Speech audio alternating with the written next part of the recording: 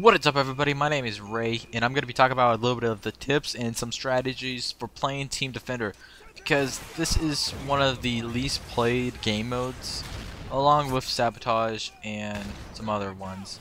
Not a lot of people enjoy this game mode, and I think if you really give this game mode a good try, I think you would really enjoy it. So here are just some tips that will help you play a little bit better and make sure that your team wins. If you are the flag carrier, you want to stay away from the enemies, but you also don't want to be too close to your teammates because they will show up on the radar then. So keep a good distance away from them and have sort of a wall of teammates in front of you, but don't be close to them. And don't show yourself to the enemy like that. I kept popping out a little bit and they ended up killing me. Don't do that. Just stay in one spot and try not to move around too much. They will know your position whether you poke you out or not, so just make sure that you have no body parts they could shoot, and you should be okay. When you're trying to defend the flag carrier, like I said, you wanted to create a wall so that the enemies can't get near the flag. That's sort of what you want to do. And you also want to build your kill streaks up to help defend your flag carrier and keep him away from the enemies. I'm going to be talking about a little bit of the kill streaks that you sort of want to set for yourself a little bit later on.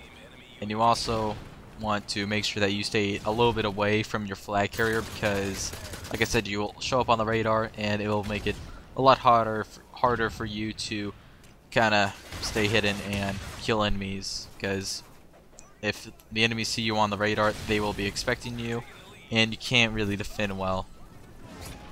If you're trying to attack and get the flag away from them, there's sort of two objectives you want to sort of follow. You want to build your kill streaks up so that you can punch a hole in their wall of teammates, and if you can't do that, you're just gonna have to try to find a hole. Sort of, you need to do either one. Is either quickly find a way to get inside their sort of defensive parameters and then get the flag. If you can't do that, you gotta build your kill streak up and then use kill streaks to knock them down, and then get in there and grab the flag. Now, when picking the kill streaks, I prefer the assault package personally because you get the Predator missile, a precise airstrike, and you get sentry guns. Although you have to pick between the Predator missile and the sentry gun. But there's also the IMS, IMS. And with that, like right there, that was a perfect example. I put it right there, and even though I died, it's defending the flag. So when I do run back into here and he picks it up, when we die here, watch, yep, it defends it again. So it's a really good tool for defending. The precise airstrike is better for trying to attack and punch a hole in their defenses along with the Predator missile, but the sentry gun is also good for sort of defending, but you have to choose between the sentry gun and the IMS, unfortunately. Other than that, use helicopters and stuff like that for the assault kill streak. If you decide to go with the support kill streak class, there are some good choices here, like the counter UAV, that will sort of stop them from knowing where you're coming from, except for those assassin users, but I don't think that will be a problem since they cannot coordinate with their team to stop you from getting around their defenses. The recon drone is also a huge help on either attacking and defending. With attacking, it will sort of point out where all the enemies are exactly, and while defending, it will point out where the enemies are coming from to your teammates and help them defend. So yeah, both of those are some of the best choices, but there's also the ballistic vest if you decide not to go with the counter UAV. That is a really good choice. If you're defending, it will give you guys a little bit extra HP to stay alive. The one other thing I can recommend is using the stealth bomber. Unfortunately, I do have to recommend that just because it's good for the attackers if they have to try to punch a hole in their defenses, much like the precision airstrike, except it goes through a line, so if they're outside, it will cause some serious damage.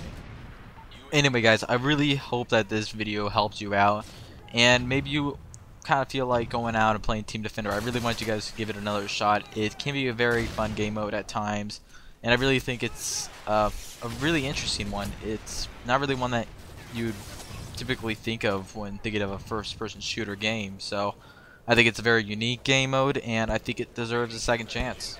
So go ahead and try it out. Anyway guys, I will see you guys later. Possibly leave a like if you enjoyed. But that is all for now. Peace.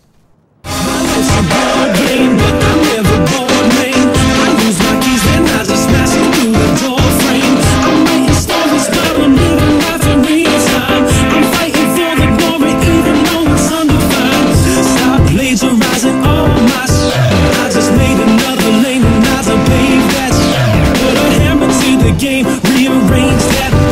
Need to feel a little pain so you can tame that.